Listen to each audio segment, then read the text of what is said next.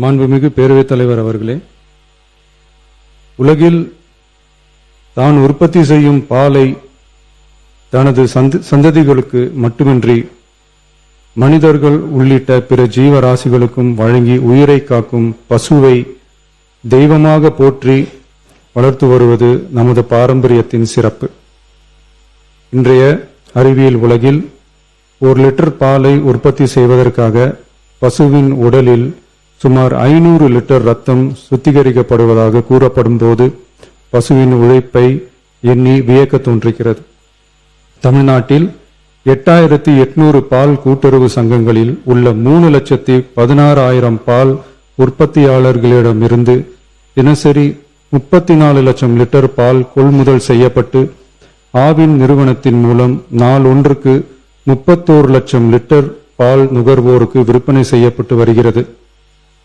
தற்போது 4.3% கொழுப்புச்சத்து மற்றும் 8.2% இதர சத்துகள் அடங்கிய 1 லிட்டர் பாலுக்கு கொள்முதல் விலையாக 35 ரூபாயும் மாநில ஊக்கத்தொகையாக 1 லிட்டர் பாலுக்கு 3 ரூபாயும் ஆக மொத்தம் 1 லிட்டருக்கு கொள்முதல் விலை 38 ரூபாய் 5/11/2022 முதல் வழங்கப்பட்டு வருகிறது.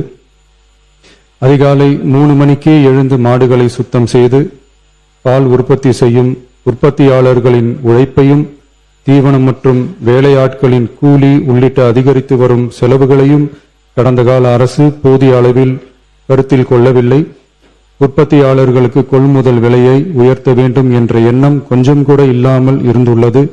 கடந்த காலத்தில் கொள்முதல் விலை உரிய அளவில் உயர்த்தப்படாத நிலையில் நம் அரசு சந்தித்து வரும் அதிகப்படியான நிதி நெருக்கடியிலும் பால் உற்பத்தியாளர்களின் நலனையும் வாழ்வாதாரத்தையும் கருத்தில் கொண்டு அவர்களின் உன்னதமான உழைப்பிற்கு உரிய மதிப்பை வழங்கும் வகையில் கொள்முதல் விலையை உயர்த்துவது நமது அரசின் கடமையாகும்.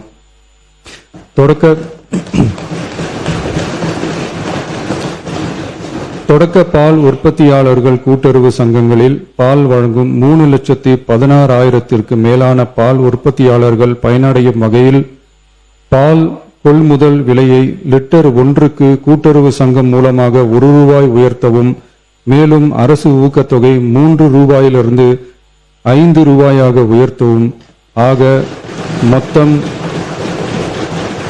1 லிட்டர் கொள்முதல் விலை 38 ரூபாயிலிருந்து 41 ரூபாயாக உயர்த்த அரசு முடிவு செய்துள்ளது.